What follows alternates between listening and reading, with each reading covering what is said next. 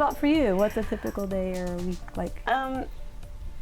We are more eclectic. We kind of choose from different teaching methods, I guess. We do a lot of unschooling, and then we also have some curriculum for like math. I'm awful at math, so I'm like, you will not be awful at math. They may not love it, but we how do you handle math. that though? If you feel you're awful at math, how do you teach your children? The cool thing about curriculum for homeschoolers is you get their curriculum and you get the teacher's guide. So the teacher's guide teaches you how to teach your children.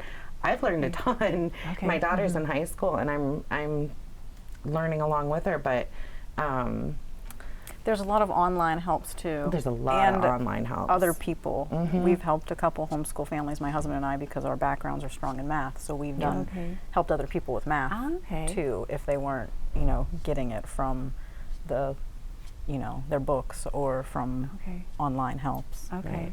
Well, you mentioned earlier you bought everything. Oh, when So I first talk about did, that. because I had no idea about anything about homeschooling. I hadn't looked into it. It was at such a critical point she could not be in school anymore. Right. And so I'm looking at things and people are like, this curriculum's the best and this curriculum's the best and that one's the best. And I'm like, I'll get it all, and I'll try everything. And we spent thousands of dollars the first probably year and didn't use most of it. Because I think that's most homeschoolers. it is. Yeah. Everything it is. looks so great. And you then just you're like, want to use it, but then the kiddo's like, it might not work learning for your that kid. way. It might so work for another. comforting to me. I'm just so comforted by that because I'm Super. like, why are we not getting this done? Well, and there's no perfect curriculum. What works for one student might not work for another. What works for that family might not work for another family. So, even if it's something that you love and you recommend it to somebody else and they're like, we can't do this, it doesn't, Okay. it's not. So it's is not a period of trial and error inevitable? I think so, if Yeah. you're really going for something that fits with your family and your child or children. I've been doing this for 7+ years, and we still trial and error.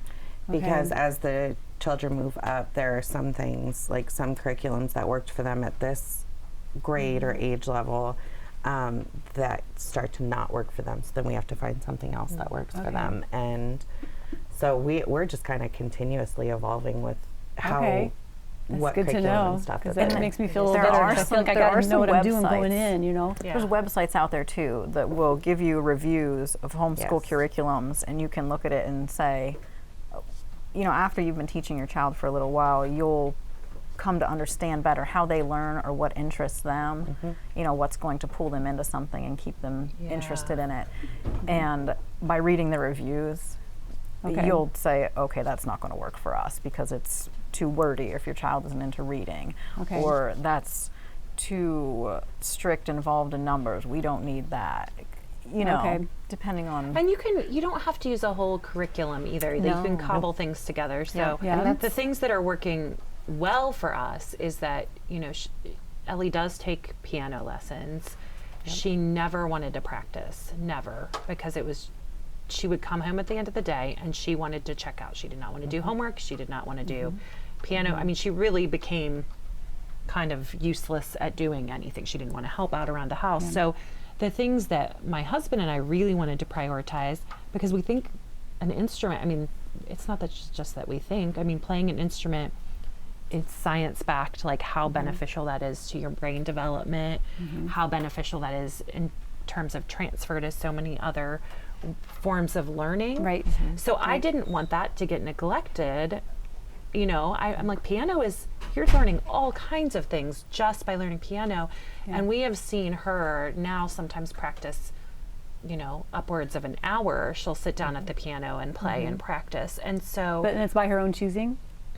Occasionally we'll have to push her a little, but when we first started homeschooling and we would say practice your piano, her job was to run through everything once, which she could have done in 15 minutes. And sometimes she would get out old things that she had, and she would pull them out and she would practice them again. So yeah, so extending beyond the mandatory 10 or 15 minutes to 45 minutes Which or an she hour. never did before. She never did that. I'd Wow. never seen it before. Wow. So, and she's getting quite good. I remember John Carlton coming over. He always likes to play the piano, Coleen's son, and when he comes to our house, and I was like, oh wow, look at him. He's so into music, but that has given her that boost. So for us, you know, piano. She does an online Spanish program because foreign language is another thing that is so, to us, so critical to get a foundation when you're younger because it's harder. It is harder when you you're know, older. our brains don't absorb that as readily when we get older as younger children do, and that's not offered really in public. I mean, not here. I'm sure there are some magnet schools or something in urban areas that offer that in a really school, you know, meaningful way for younger children, but not so much here. Right. So language, and then she does a little online math thing because we're just trying to keep her, you know, on track with practicing that. But So you said this math thing, does that mean there are curriculums, you said you can cobble things together. So can you pick and choose different parts of a curriculum? Yeah. You don't have to buy the whole shebang? No. Okay. Yeah. I mean, it depends on the curriculum. Yeah, Some I of was them gonna say, there's work some together, things, but like teaching textbooks is a curriculum for math. There's nothing else. There's no It's only math. science, reading, anything else. So that you would have to get the bundle, which is like the parent book, the child book, and you know, maybe an online something download. Okay.